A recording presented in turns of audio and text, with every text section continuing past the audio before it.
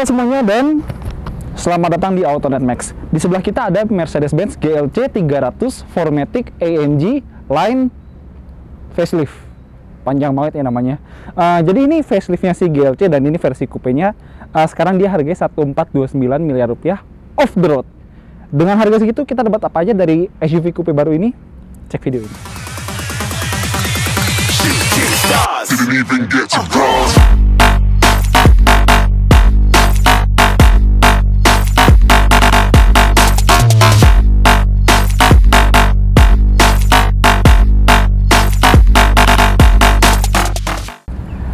Coba kita sedikit mundur gitu ke tahun 80 atau 90-an. Itu kita ingat Mercedes tuh dengan image sedan mewah ya.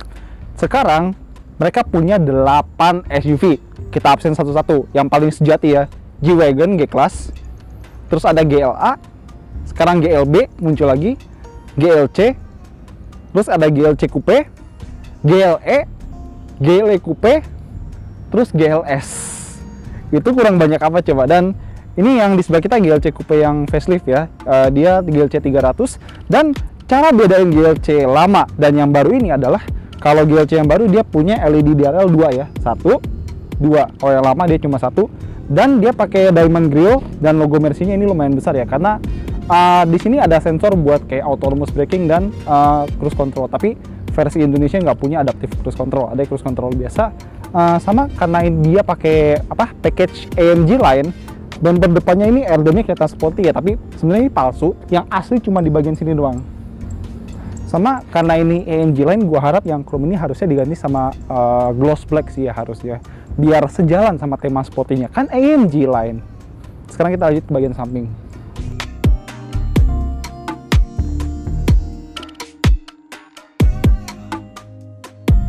Kalau dari samping pertama kita bisa lihat peleknya. Dia pakai pelek AMG Line dan FYI. Buat si coupe ini dia cuma tersedia dalam paket AMG Line karena Mercedes pikir orang yang beli GLC Coupe atau mungkin saudaranya GLE Coupe pasti pengen tampil sporty. Jadi nggak ada gunanya masukin trim Avantgarde atau yang di bawahnya lagi. Emang paling cocok tampilannya begini.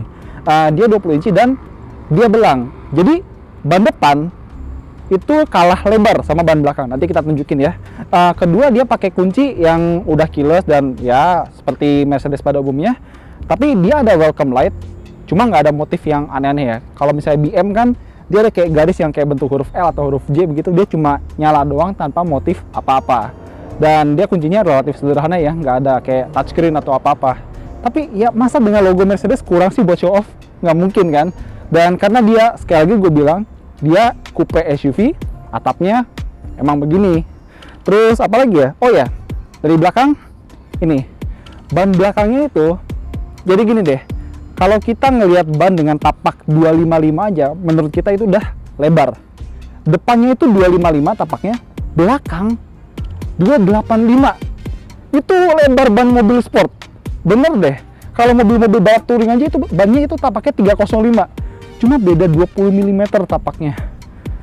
Ini harusnya gripnya bagus sih. Nanti bakal kita coba. Dan karena dia bannya lebar banget ya, 285, bagian belakangnya itu kelihatan nongol banget dari bodi. Jadi terpaksa nih ya, terpaksa dan emang regulasi sih, ini fendernya di bagian belakang agak ditarik dikit biar keluar karena aturannya ban tidak boleh melebihi bodi demi alasan safety seperti itu. Terus kalau misalnya SUV coupe lain kan dia atapnya tuh langsung turun lagi. Ini tuh dia kayak ada ekornya gitu loh, jadi kayak turun naik dikit turun lagi seperti itu.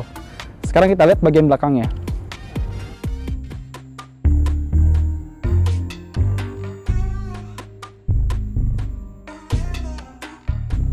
Nah, kita ke bagian belakang ya, kan tadi gue bilang ya, dia tuh atapnya turun, terus naik sedikit biar ada kayak ducktail, baru turun lagi.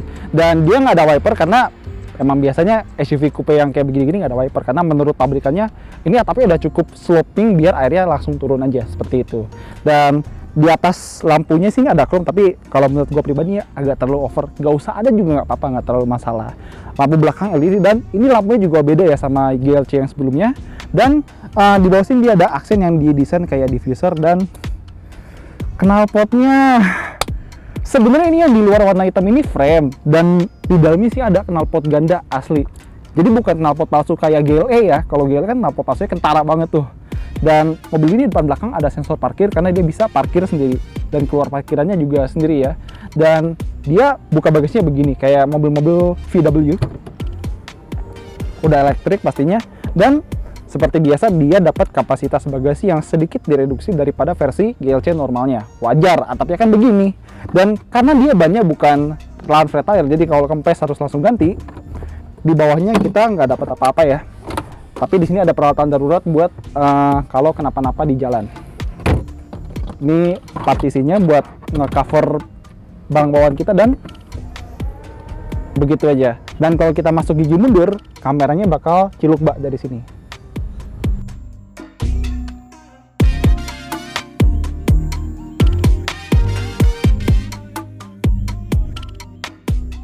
Sebelum kita masuk ke dalam, gue pengen highlight beberapa detail yang bikin Mercedes tuh gue rasa punya nilai plus tersendiri. Mereka selalu merhatiin touch point atau bagian-bagian yang kita sentuh, bahkan detail-detail kecil. Contoh, pas tadi gue ngangkat lantai bagasinya, itu kan pegangannya cantik ya, kayak chrome begitu. Kedua, kuncinya. Ya oke lah, dia nggak pakai kunci yang bisa touchscreen atau bisa nyalain mobil dari jarak jauh seperti lawannya. Tapi ada beberapa detail yang kalian harus notice. Dia punya 3 posisi buat anak kuncinya. Pertama, posisi yang flush atau rata kayak gini. Jadi kalau kita kantongin tuh nggak ada yang nusuk-nusuk dari dalam kantong. Atau kalau kita pencet tombolnya, kita bisa tongolin dikit. Seperti ini, kalau misalnya kita lagi pengen pasang dia ke gantungan kunci. Ya boneka kayak atau apa gitu yang kalian suka. Atau kita bisa langsung lepas aja buat jadi kunci cadangan.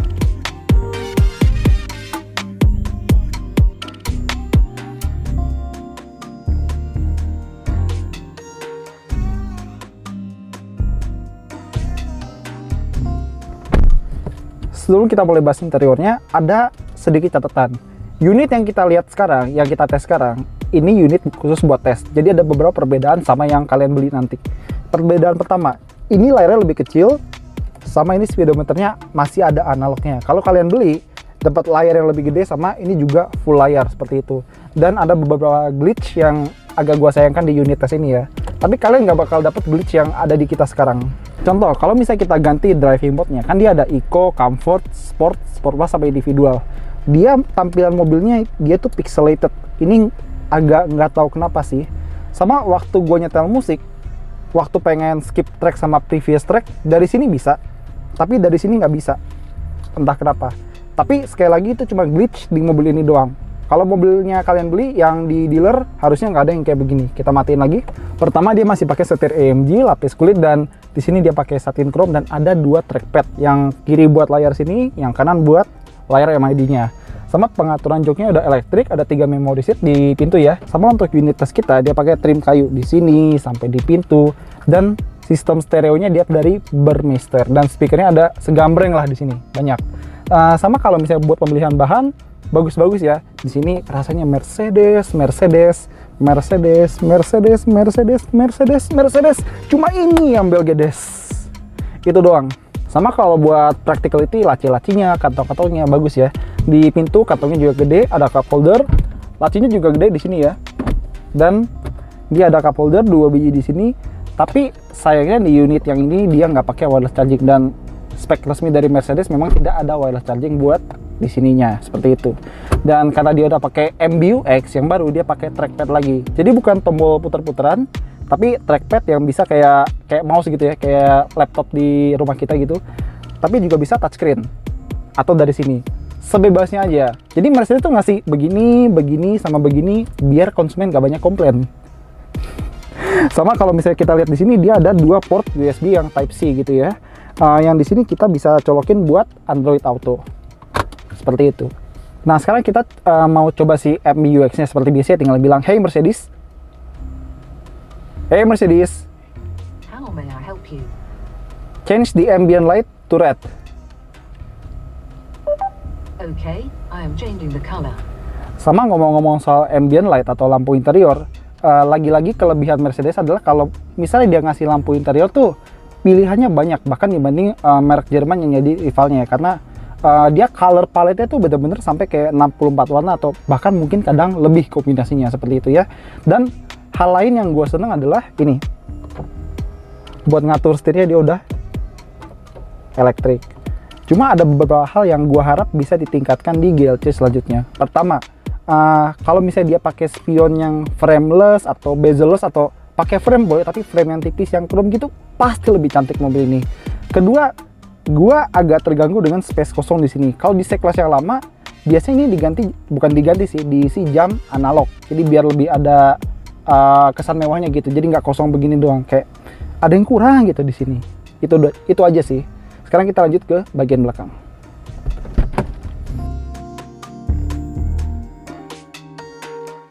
Kalau duduk di belakang emang rada kompromi ya dibanding versi GLC yang biasa yang atapnya tinggi, karena gimana pun juga ini SUV coupe yang didesain biar lebih sporty secara tampilan.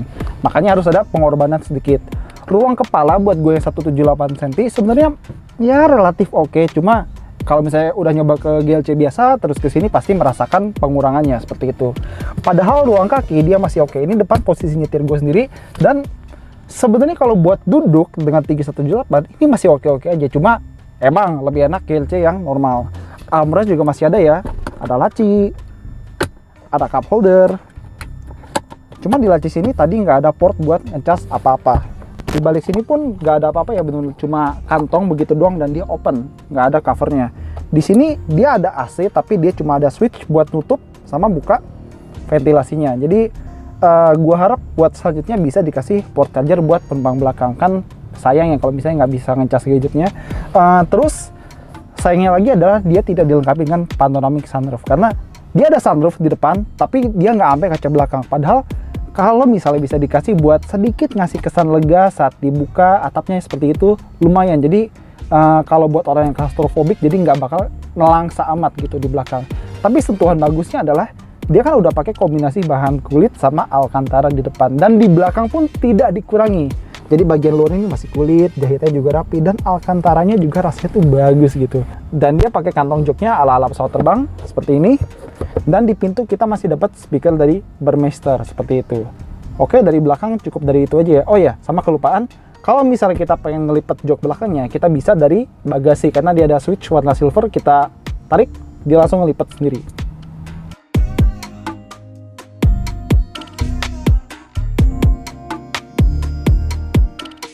Nah, sekarang kita mau bahas mesinnya, dan biarpun dia GLC 300, jangan harap dia pakai mesin 3000 cc, karena di balik sini dia adanya mesin 2000 cc 4 silinder turbo. Dia pakai mesin ini dari GLC yang lama ya, tapi tenaganya di upgrade jadi naik belasan horsepower. Sekarang dia tenaganya 258 horsepower dan torsi 370 Nm. Dan torsi 370 itu udah kerasa di bawah 2000 rpm. Jadi harusnya tarikannya oke.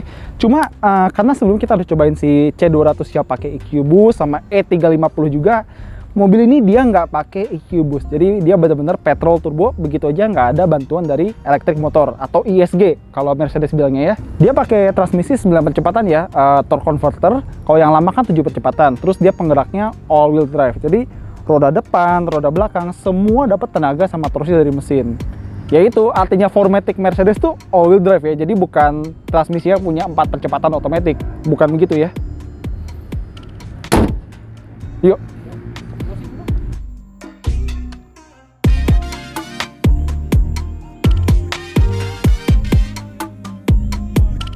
Hal pertama yang pengen gue bahas adalah akibat dari mobil ini belum pakai EQ Boost.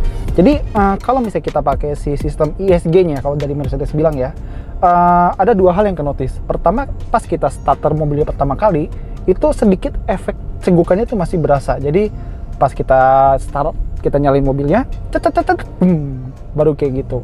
Kalau pakai EQ Boost kan dia langsung kita pencet langsung brem gitu, nggak ada cetetnya gitu. Jadi rasanya lebih halus kalau pakai EQ Boost.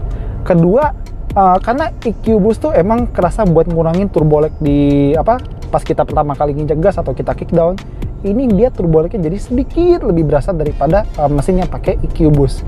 Gue nggak bilang gede ya, karena mesin 2000 cc turbo ini tetap aja turbo lagnya kecil. Jadi kita gas, kita kick down tuh responnya langsung kerasa seperti ini. Lumayan bagus ya, dan torsi emang berasa bahkan di putaran bawah sekalipun seperti itu. Oke. Udah soal EQ Boost, gimana driving experience mobil ini? Pertama, kalau dari setirnya ya, dia lumayan akurat ya. Jadi kita belokin dikit aja, dia tuh udah responnya bagus. Cuma komunikatifnya tuh masih rasa-rasa Mercedes. Jadi kurang komunikatif tapi tetap relaxing. Jadi effortless, baunya tuh nyantai gitu. Seperti itu. Dan kalau buat daya pandangnya ya, visibilitas ke depan sama ke samping nggak ada masalah. Pilar A-nya emang agak gede tapi nggak sampai taraf mengganggu. Yang masalah itu sebenarnya ke belakangnya sih, kan SUV coupe ya, jadi dia atapnya melandai dan kaca belakang jadi agak sempit. Mungkin kedepannya Mercedes bisa pertimbangin gitu buat ngasih kamera buat di sini, seperti kayak Range Rover Evoque dan SUV lainnya, seperti itu. Nah, sekarang kita bahas mesinnya. Tadi kan gue bilang turbo lag-nya jadi sedikit lebih berasa dibanding yang mesin EcoBoost, tapi dia tetap responnya lumayan bagus dan turbo lag-nya kecil. Kita di mode Eco pun kita gas. Emang ada sedikit delay karena gimana pun juga dia mode Eco, tapi masih lumayan oke. Dan kalau mau lebih bagus lagi responnya, kita masukin aja ke mode Sport. Oh, dia ada tambahan mode Sport Plus. Jadi kita masuk mode Sport Plus. Kalau di mode Sport Plus dia tuh putaran mesinnya langsung dijaga biar lebih narik lagi. Jadi dia baru switching kalau misalnya udah di RPM tinggi. Sekarang kita ada aspal kosong.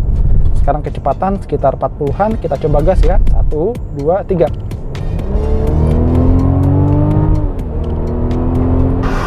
Nah, ini throttle responsnya atau respon pedal gasnya jadi lebih bagus. Seperti itu. Tapi apa yang diubah dari driving mode mobil ini, dia cuma ngubah dari setir sama respon pedal gas. Dia nggak ngubah suspensi. Karena mobil ini belum pakai adaptive suspension. Jadi suspensi cuma satu settingan dan rasanya dia sedikit kaku ya. Nggak lembut, nggak plush gitu. Jadi sedikit stiff, tapi masih dalam batas yang wajar. Nggak sampai taraf mengganggu atau kasar seperti itu. Masih benar-benar ramah dan user friendly buat sehari-hari. Kalau kita bicara soal peredaman atau ketenangan atau NVH, noise, vibration, harshness, mobil ini masih tenang dan halus sebagaimana Mercedes pada umumnya. Rasanya mobil ini jelas lebih bagus dibandingkan A-Class, tapi ya emang di bawah GLE. Tapi ya emang sesuai kelasnya karena C itu di atas A dan di bawah E. Tapi ini masih bagus. Bahkan buat di tol pun di kecepatan 100 lebih pun rasanya tenang aja gitu. Mobil ini masih senyap, masih hening. Rasanya tuh nggak berisik, bener-bener tenang. Dan kalau kalian adalah orang yang kadang suka terintimidasi gitu kalau bawa mobil gede tuh takut, aduh ini depannya di mana, kirinya mana, kanannya mana, terus ujung belakangnya mana. Mobil ini karena tadi gue bilang kan dia setirnya lumayan responsif, jadi dia bisa mengaburkan kesan gede mobil ini. Jadi biarpun mobil ini sebenarnya gede, dia nggak kerasa gede begitu kita udah bawa mobil ini. Kayaknya gampang gitu buat menguasai mobil ini dan bisa membayangkan di mana ujung depan belakangnya sama kanan kirinya. Jadi benar-benar kerasanya kayak mobil yang lebih kecil daripada ukuran aslinya. Nah, udah dari situ gue pengen bahas dua hal yang mengganggu soal mobil ini. Pertama adalah cover dari sunroofnya. Meskipun manual, kalau ya manual doang sih gue nggak terlalu kepikiran lah. Gue bukan orang yang terlalu males buat buka begini manual. Yang gue sayangkan adalah 3 garis ini. Cover tuh didesain buat menghalangi atau memblokir cahaya matahari, tapi kenapa masih dikasih lolos dari 3 sini? Ini kenapa 3 ya? Kayak Adidas gitu. Kedua adalah soal teknologi. Maksud gue begini, SUV Mercedes, bahkan yang G-Wagon sekalipun, itu udah diupdate dengan layar yang lebih bagus, teknologi yang lebih modern, dan desain dashboard yang lebih fresh begitu. Dan GLC ini adalah yang paling kuno, seperti itu. Jadi GLA, GLB, GLE, GLS, dan G-Wagon itu udah diupdate semuanya dengan teknologi MBUX, terus dashboard baru. Cuma ini yang belum disegerin. Jadi mobil ini kesannya kayak masih agak dianaktiriin. Dia belum mendapatkan apa yang harusnya dia dapatkan, seperti itu. Kita lihat ya generasi berikutnya kayak gimana.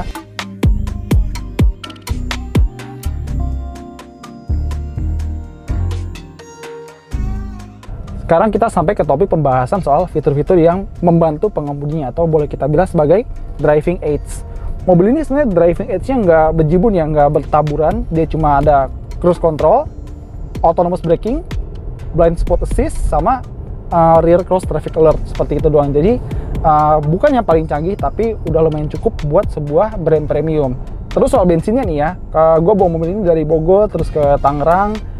Gue dapet rata-rata itu sekitar 12,5 liter per 100 km atau sekitar 8 km per liter. Buat mesin yang tenaganya di atas 250 dan torsi 370 itu masih bagus.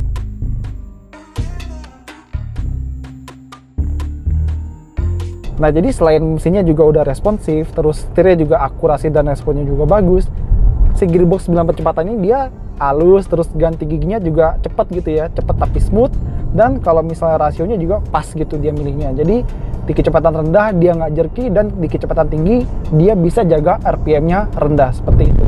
Dan kalau misalnya kita butuh buat ganti gigi manual, bisa langsung klik pedal shift-nya, atau ada tombol huruf M di sini, langsung pencet aja.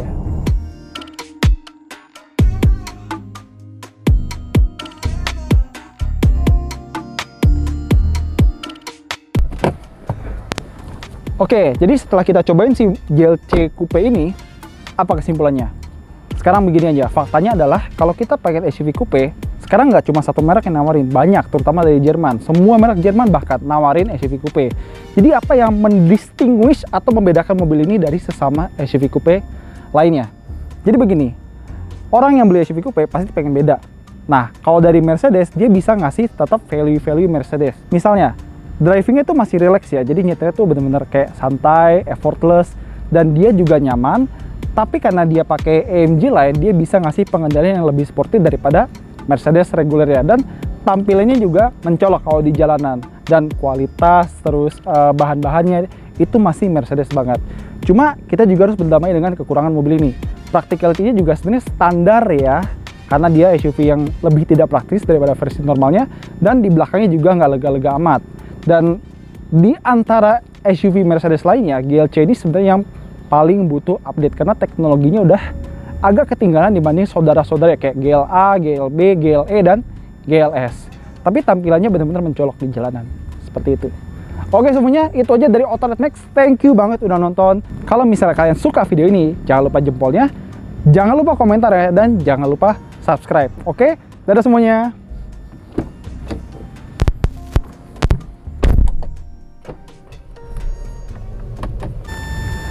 Bentar, bunyi 1, 2 ya.